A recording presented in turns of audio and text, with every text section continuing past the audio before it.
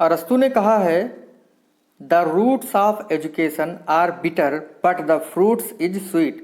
देखिए, जो शिक्षा होती है वो पहले हमें कड़वी लगती है, लेकिन उससे जो हमें फल प्राप्त होता है वो मीठा होता है।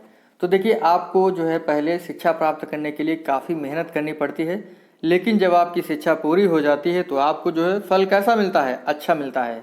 तो यही सोच करके चलिए कि आपको जो है अभी मेहनत करनी पड़ रही है, लेकिन आपको लास्ट में फल अच्छा मिलेगा। तो पढ़ते रहिए, आप जो है अपना लक्ष्य जरूर प्राप्त करेंगे। देखिए, आज का जो हमारा चैप्टर है स्मृति है। 20 प्रश्न होंगे इस वीडियो में, और अगर आपने इसका थ्योरी का पोर्शन नहीं देखा है तो डिस्क्रिप्शन में आपको उसका लिंक दे दिया जाएगा। आप लोग सबसे पहले थ्योरी देखिएगा, उसके बाद इस वीडियो को देखिएगा, तो आप जो है अच्छे से तैयार कर पाएंगे मेमोरी चैप्टर को। अगर आप चैनल पर पहली बार आए हैं, चैनल सब्सक्राइब कर लीजिएगा, बेल आइकन दबा दीजिएगा, जिससे कि आपको नई वीडियोस की नोटिफिकेशन समय से मिलती रहे। तो शुरू करते हैं आज का अपना वीडियो। तो पहला प्रश्न हमारा, यह कथन किसका है कि स्मृति एक आदर्श पुनरावृत्ति है? स्किनर, वुडवर्थ, स्टाउट, रास। तो देखिए, ये कथन है स्टाउट का। इसको कैसे याद करेंगे? देखिए, स्मृति एक लड़की है और आदर्श जो है एक लड़का है। तो स्मृति के प्यार में आदर्श जो है क्या हो गया, आउट हो गया। इस तरीके से आप इसको याद रख सकते हैं। अगला है प्रश्न हमारा, जो बात पहले सीखी जा चुकी है उसे स्मरण रखना ही स्मृति है। यह परिभाषा किसकी है? रॉस की, वुडवर्थ की, नन की, मैकडूगल की। तो ये परिभाषा है वुडवर्थ महोदय की। बी ऑप्शन आपका सही होगा। देखिए, आपने अगर स्मृति चैप्टर का थ्योरेटिकल पोर्शन नहीं देखा है तो डिस्क्रिप्शन में आपको प्लेलिस्ट का लिंक मिल जाएगा, आप वहां से थ्योरेटिकल पोर्शन देख सकते हैं। और अगर आप थ्योरेटिकल पोर्शन अच्छे से देखेंगे तो जो प्रश्न हैं आपके आसानी से हो जाएंगे। अगला प्रश्न है, संवेदी स्मृति में सूचना संचित रहती है 20 से 25 सेकंड के लिए, एक या उससे कम सेकंड के लिए, लंबे समय तक के लिए, या इनमें से कोई नहीं। देखिए, संवेदी स्मृति में, सेंसरी मेमोरी में जो है एक या उससे कम सेकंड के लिए जो है सूचना संचित रहती है। ठीक है, बी ऑप्शन आपका राइट होगा। अगला प्रश्न है, विलियम जेम्स ने प्राथमिक स्मृति किसे कहा है? संवेदी स्मृति को, लघु अवधि स्मृति को, चलन स्मृति को, या दीर्घ अवधि स्मृति को? तो विलियम जेम्स ने जो है प्राथमिक स्मृति जो है लघु अवधि स्मृति को कहा है। शॉर्ट टर्म मेमोरी को प्राथमिक स्मृति विलियम जेम्स ने कहा है। अगला प्रश्न है, प्रतिमा संबंधी स्मृति, प्रतिध्वनिक स्मृति किस स्मृति के अंग हैं? संवेदी स्मृति, जिसे इंग्लिश में सेंसरी मेमोरी कहते हैं, चलन स्मृति यानी वर्किंग मेमोरी, लघु अवधि स्मृति शॉर्ट टर्म मेमोरी, दीर्घ अवधि स्मृति लॉन्ग टर्म मेमोरी। तो प्रतिमा संबंधी स्मृति और प्रतिध्वनिक स्मृति जो है ये संवेदी स्मृति के अंग हैं। पहला ऑप्शन आपका सही होगा। ठीक है, अगला प्रश्न हमारा, देखिए ये ऐसे प्रश्न हैं जो आपके एग्जाम में पूछे जा सकते हैं और बहुत ही चुनिंदा प्रश्न हैं। देखिए, मैं कभी जो है बेकार के प्रश्न नहीं रखता हूँ, ऐसे प्रश्न रखता हूँ बाल विकास के जो एग्जाम में पूछे गए हैं और एग्जाम में आने की संभावना होती है। आप लोग सोचते होंगे मैं कभी कभी जो है एकदम टाइप वाला मैटर देता हूँ, कभी कभी रिटन, हाँ हैंड रिटन मैटर देता हूँ। तो देखिए, कभी कभी मन होता है कि मैं लिखकर आपको बताऊँ तो लिखकर दे देता हूँ, और टाइप वाला मैटर होता है तो जब टाइप करने का मन होता है तो टाइप करके आपको देता हूँ। लेकिन जो भी प्रश्न होते हैं, जो भी मैटर होता है आपके लिए बहुत ही महत्वपूर्ण होता है। खैर, छोड़िए इस बात को। अगला प्रश्न है, स्मृति से तात्पर्य अतीत की घटनाओं की कल्पना करना और इस तथ्य को पहचान लेना भी ये अतीत के अनुभव हैं। यह कथन किसका है? रॉस का, रायबर्न का, मैकडूगल का, वुडवर्थ का? तो ये कथन है मैकडूगल का। ठीक है, सी ऑप्शन आपका राइट होगा। क्या कहा है मैकडूगल ने? स्मृति से तात्पर्य अतीत की घटनाओं की कल्पना करना और इस तथ्य को पहचान लेना भी ये अतीत के अनुभव हैं। यानी स्मृति से तात्पर्य अतीत की घटनाओं की कल्पना करना और इस तथ्य को पहचान लेना कि जो स्मृति है वो अतीत के अनुभव है। क्या है ये, किसने कहा है? ये कहा है मैकडूगल ने। तो आपका ऑप्शन जो है सी सही होगा। अगला है, चलन स्मृति का प्रतिपादन यानी वर्किंग मेमोरी का प्रतिपादन किसने किया? गैसल, बेडली, रूसो, प्लेटो। तो ये क्या था? बेडली ने। अगला है, टुलविंग ने दीर्घ अवधि स्मृति के प्रकार बताए हैं 3, 4, 5, 2। तो कितने बताए हैं? 2 प्रकार बताए हैं। घटनाओं तथा अनुभूतियों के स्वरूप के आधार पर टुलविंग ने LTM यानी लॉन्ग टर्म मेमोरी को 2 भागों में बांटा है, प्रासंगिक स्मृति और अर्थगत स्मृति। याद रखिएगा, एग्जाम में पूछा जाता है इसको। अगला प्रश्न है, स्मृति के कितने तत्व होते हैं? 4, 5, 3, 6। तो स्मृति के 3 तत्व होते हैं,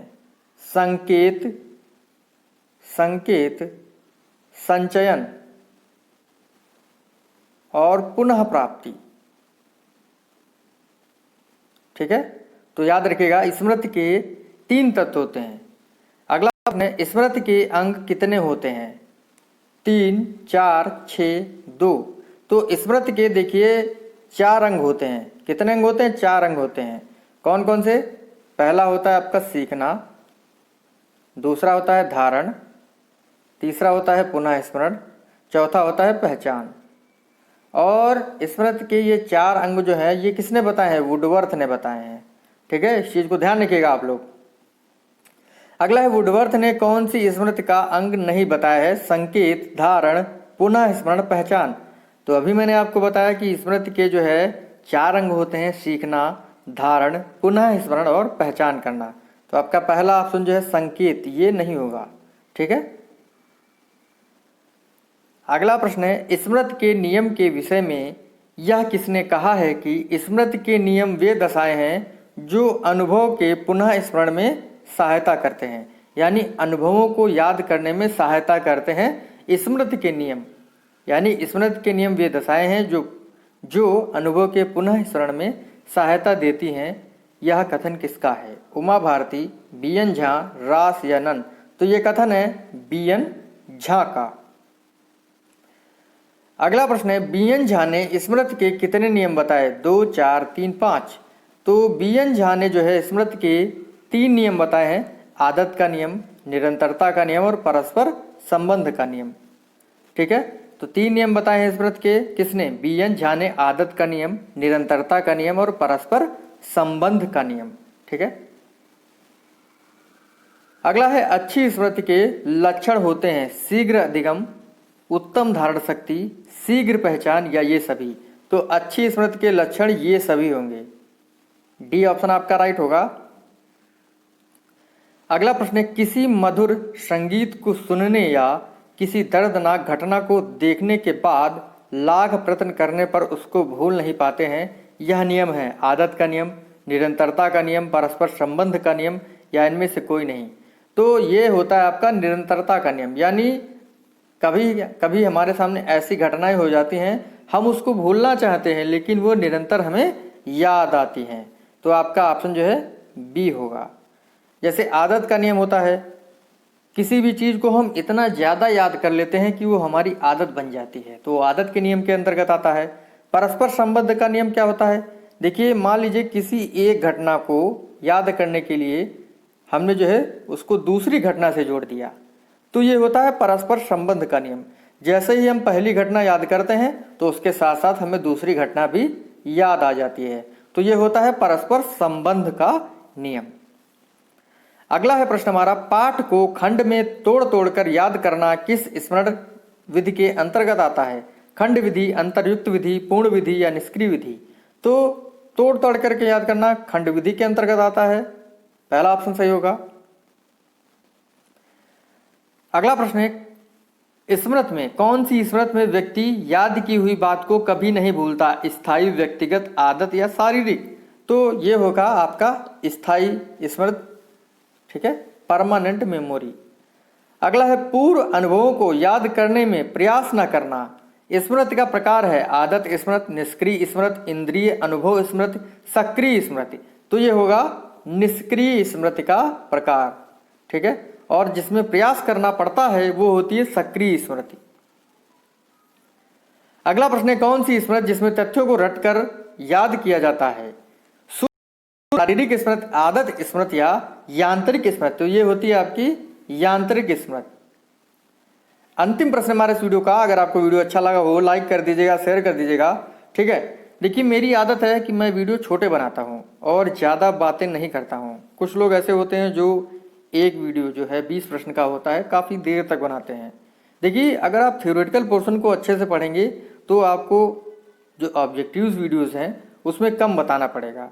तो मैंने जो है थ्योरेटिकल पोर्शन अच्छे से आपको बता दिया है, जैसा मैंने आपको कहा है डिस्क्रिप्शन में उसका लिंक दे दिया जाएगा, तो आप जो है वहाँ से देखिएगा।